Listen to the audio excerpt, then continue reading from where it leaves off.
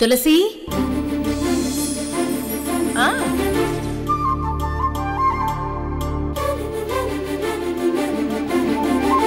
ఏది ఏమైనా ప్రాక్టికల్ గా ఆలోచించి తర్వాత ఏమవుతుందనని ముందడుగు వేసి జీవితం కొనసాగించాలి కానీ అక్కడే ఆగిపోకూడదు. నిజంగా అలా ఆగిపోతే నీతో పాటు ఈ కాలం ఆగదు, ప్రపంచం ఆగదు. తర్వాత ఎప్పుడో తిరిగి చూసుకుంటే ఇంత మూర్ఖంగా ఎందుకు ఆలోచించానా అనిపిస్తుంది. చాలా జీవితం కోల్పోయాను అని అనిపిస్తుంది. లక్ష్మి, లైఫ్ ని కాచి వడబోసినట్టు భలే చెప్పావు. అన్నట్టు జ్యోతి బావకి అన్నీ తెలుసు, కానీ ప్రేమ ఉంది చూసావా, అది బావని అంత ప్రశాంతంగా ఉంచట్లేదు.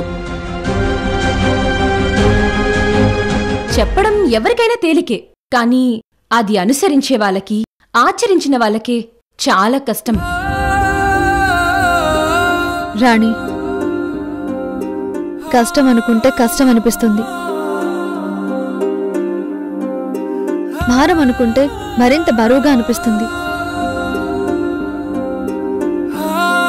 ప్రాక్టికల్గా ఆలోచించి మనసు తేలిక చేసుకుంటే జీవితం తేలిక పడుతుంది, సాఫీగా సాగిపోతుంది.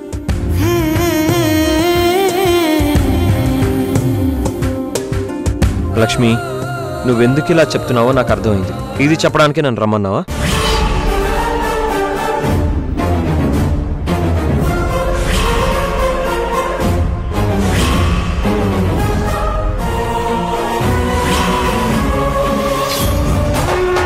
లేదు జ్యోతి, రాణి ఎదురుగా రాణి గురించి నీతో మాట్లాడాలి. రాణి గురించా? రాణి గురించి ఏం మాట్లాడాలి? రాణి చాలా మంచి అమ్మాయి, నేనెంతగానో ప్రేమిస్తుంది.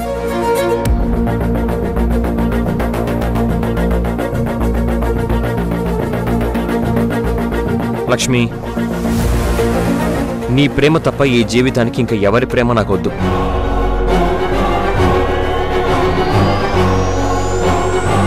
ఈ విషయం రాణికి కూడా చెప్పాను. అయినా మళ్ళీ నీతో చెప్పిస్తుందా? బావా బావా, నేనేమీ రికమెండ్ చేయట్లేదు.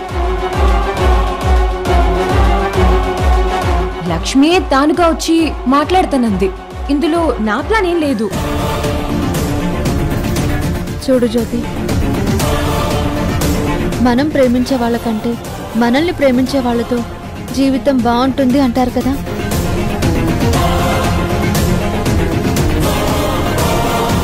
ఈ విషయంలో నువ్వు రాణిని తప్పకుండా యాక్సెప్ట్ చేయాలి.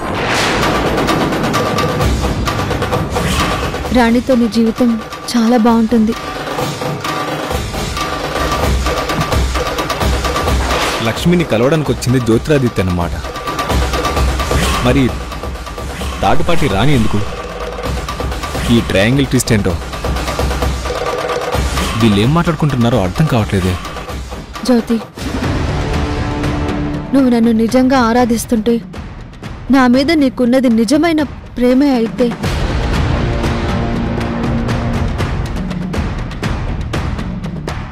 మరి నా మాటకి గౌరవం ఇవ్వాలి కదా. రాణి నిన్ను ప్రాణంగా ప్రేమిస్తుంది.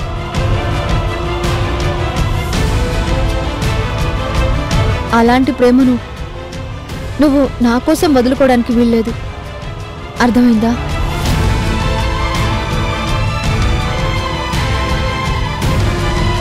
రాణి గురించి ఆలోచించు. రాణి విషయంలో పాజిటివ్గా డెసిషన్ తీసుకో.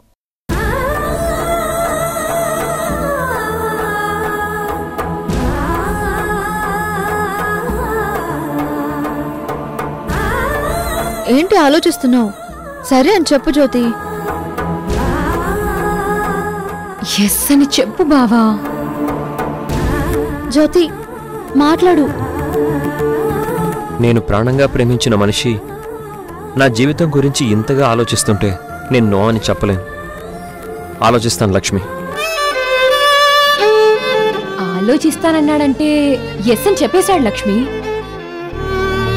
జ్యోతి నిన్ను పూర్తిగా యాక్సెప్ట్ చేస్తాడని మనస్ఫూర్తిగా కోరుకుంటున్నాను. Wish you all the best. ఉంటాను జ్యోతి. బాయ్ బావా.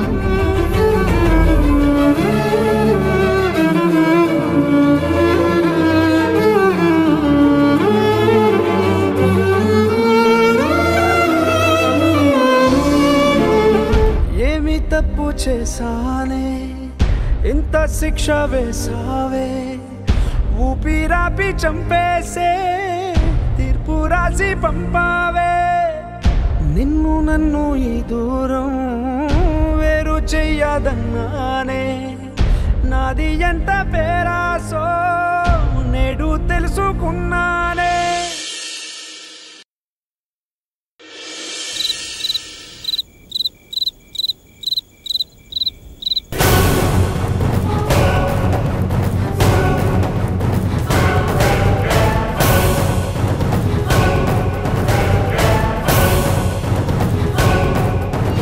ఇక ముందు ఈ ఇంట్లో అత్తయ్య గారి తర్వాత నేనే, నాదే పై చెయ్యి.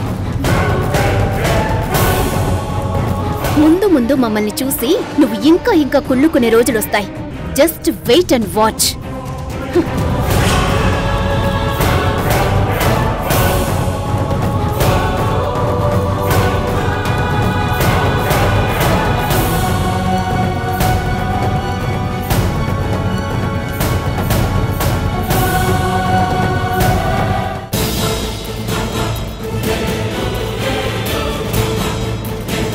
ఏమైంది ఝాన్సీ, అలా మూడీగా ఉన్నావు? నథింగ్ ఈశ్వర్. అన్నట్టు మీ అన్నయ్య విష్ణు ఫస్ట్ డే ఆఫీస్కి వచ్చాడు కదా, స్టాఫ్ అందరూ వెల్కమ్ చెప్పి విషెస్ చెప్పారు కదా. అవును ఝాన్సీ. మీ అన్నయ్యకు నువ్వు సల్యూట్ చేసావా? చేశాను ఝాన్సీ. అన్నయ్యని అలా ఆఫీసర్గా చూస్తూ నన్ను నేనే మర్చిపోయాను అనుకో. అన్నయ్యని ఏమనుకుంటున్నావు? డిప్యూటీ తహసీల్దార్. కష్టపడి అచీవ్ చేశాడు. చాలా ప్రౌడ్గా ఫీల్ అయ్యాను. చాలా హ్యాపీగా ఉంది ఝాన్సీ.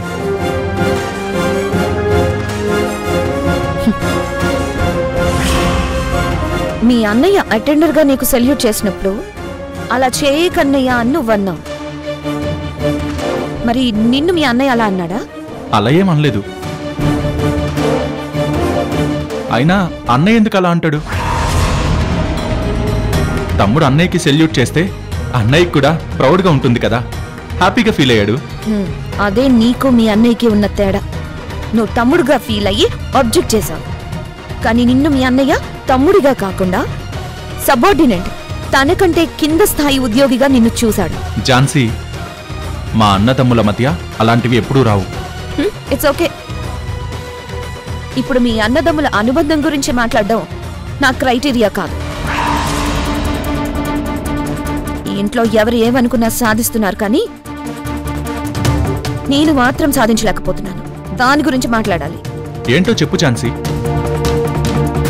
నువ్వేమనుకున్నావు? నువ్వేం సాధించలేకపోయావు? మనం కొనాలనుకున్న డ్రీమ్ విల్లా రిజిస్ట్రేషన్ అలాగే పెండింగ్ లోనే ఉంది. కనీసం ఈ విషయమైనా నీకు గుర్తుందా? డ్రీమ్ విల్లా నా డ్రీమ్ గానే మిగిలిపోవాల్సిందేనా? నాకు గుర్తుంది ఝాన్సీ, కానీ 5 కోట్లంటే అది మన స్థాయి కాదని నీకు ఇదివరకే చెప్పాను. అది నువ్వు అర్థం చేసుకున్నావు అనుకున్నాను, కానీ మళ్ళీ ఆ టాపిక్ తీసుకొచ్చేసావు. నేను కలలు కన్న విల్లా మనం ఖచ్చితంగా కొనాలి. అంత డబ్బు అడ్జస్ట్ చేయడానికి నీ ముందు చాలా మార్గాలున్నాయి. అవి నువ్వెందుకు అర్థం చేసుకోలేకపోతున్నావు? నా ముందు ఎన్ని దారులున్నా అవినీతి దారి మాత్రం నేను ఎంచుకోను. అలాంటి సంపాదనతో మనం విల్లా కొనడం నాకిష్టం లేదు. అయితే ఇదే నీ ఫైనల్ డెసిషన్ అన్నమాట. అది కాదు ఝాన్సీ. సే yes or no. అంత సీరియస్గా క్వశ్చన్ చేస్తే ఎలా ఝాన్సీ? నువ్వు డిసైడ్ అయ్యేదాన్ని బట్టి నేను ఒక డెసిషన్ తీసుకోవాలి. సే yes or no. నేను నో అనే చెప్తాను. అయితే విడాకులు తీసుకోవడానికి సిద్ధంగా ఉంది.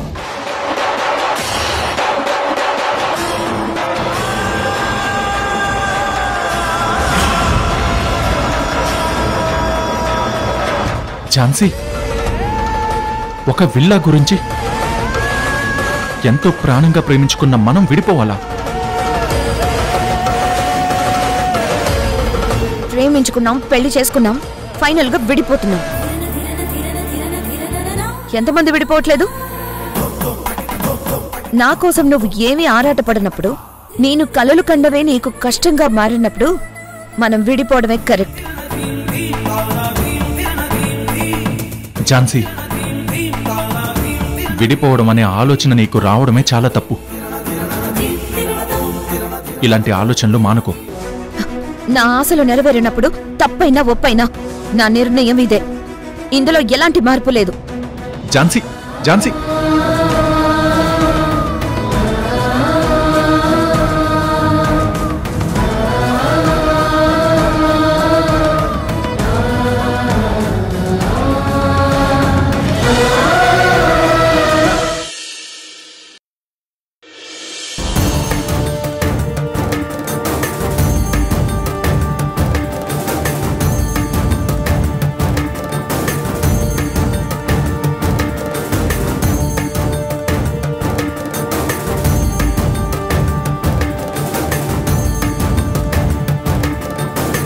లక్ష్మి,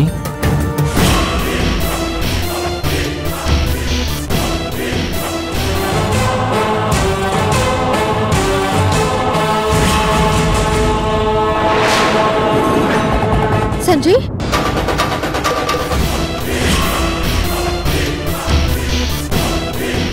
అలా మొహం చాటిస్తావేంటి లక్ష్మి? నా ఫేస్ చూస్తుంటే నీకంత అసహ్యం వేస్తుందా? నా మీద నీకు అప్పుడే అంత విరక్తి కలిగిందా? మీ మేనత్త నేను చాలా సపోర్ట్ చేస్తుందని నీకే కష్టం వచ్చినా ఆమెతో చెప్పుకుంటున్నావు.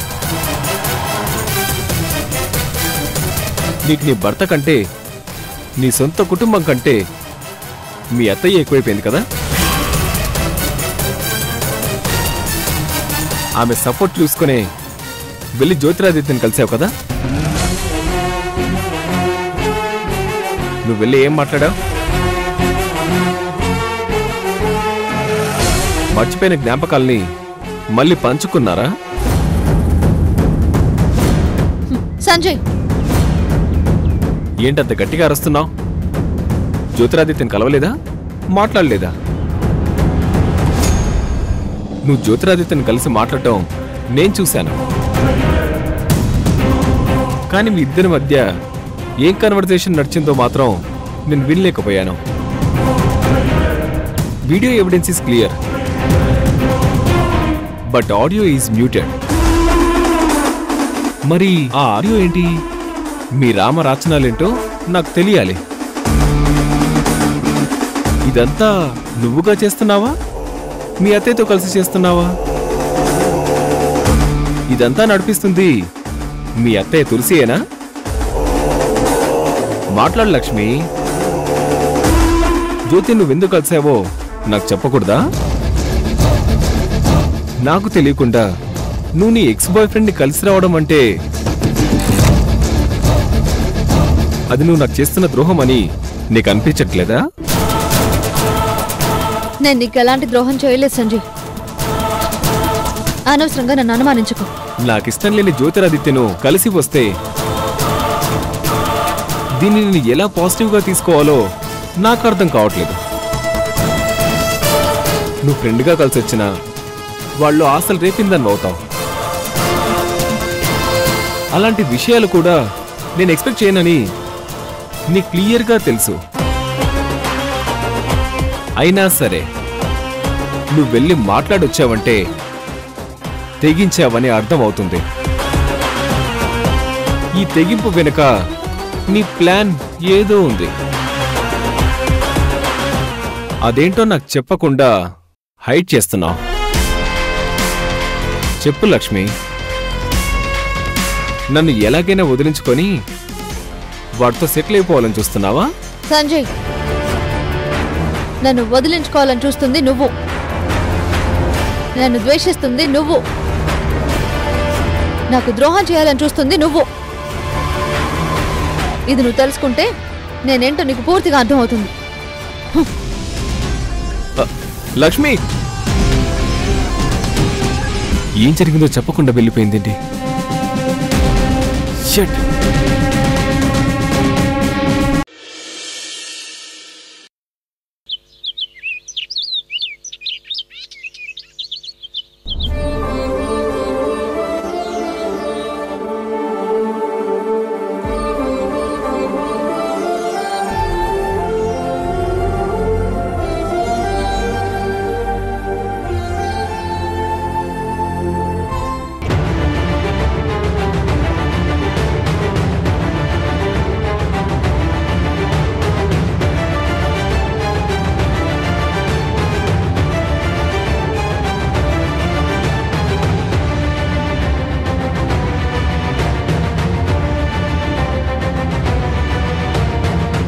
ఝాన్సీ నాకంటే ఎర్లీగా నిద్రలేస్తే నా కోసం కాఫీ తెచ్చిపెట్టేది. కాఫీ లేదు, ఝాన్సీ కూడా కనిపించట్లేదు. కిచెన్లో ఉందేమో.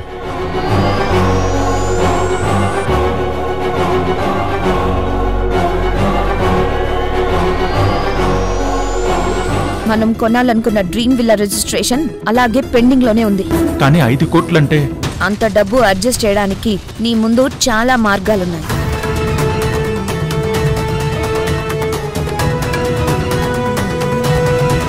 ఇంకా అదే ఆలోచనలతో లోన్లీగా గార్డెన్లో ఉందేమో. Jhansi, Jhansi, Jhansi,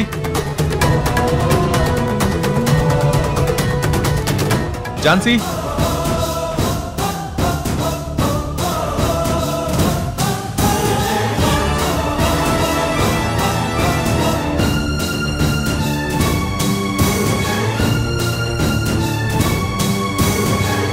Jhansi,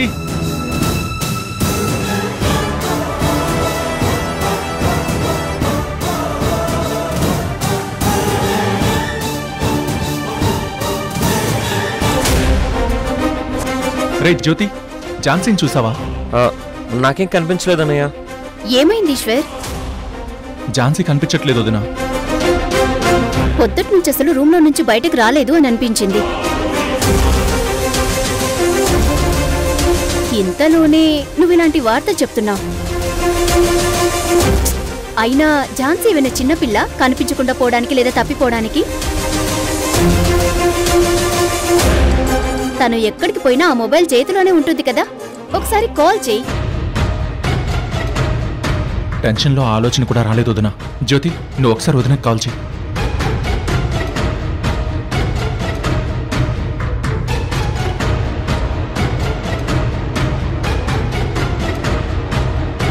The subscriber you are calling is switched off.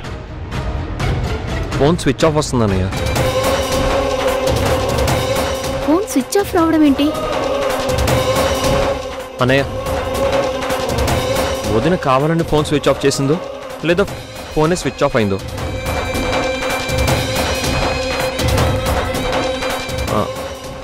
అన్నయ్య, అన్నట్టు మీ మధ్య ఏమైనా గొడవ జరిగిందా? గొడవ అంటే అలాంటిదేం లేదురా. మరి వదిన ఎక్కడికి వెళ్ళినట్టు? అది కూడా నీతో ఒక్క మాట అయినా చెప్పకుండా. ఈశ్వర్, ఝాన్సీ ఏమంత అమాయకురాలు కాదు అండ్ మూర్ఖురాలు కూడా కాదు. తన గురించి నువ్వేం టెన్షన్ పడకు. కాసేపు కూల్గా ఉండు.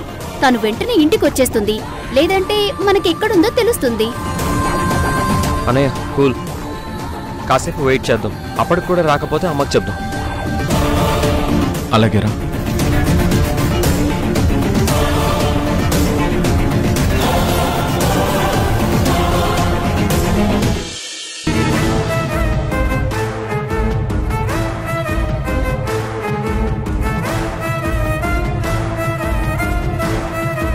నీ ముందు చాలా మార్గాలున్నాయి. అవినీతి దారి మాత్రం నేను ఎంచుకోను. అయితే ఇదే నీ ఫైనల్ డెసిషన్ అన్నమాట. నేను నో అనే చెప్తాను. అయితే విడాకులు తీసుకోవడానికి సిద్ధంగా ఉంది.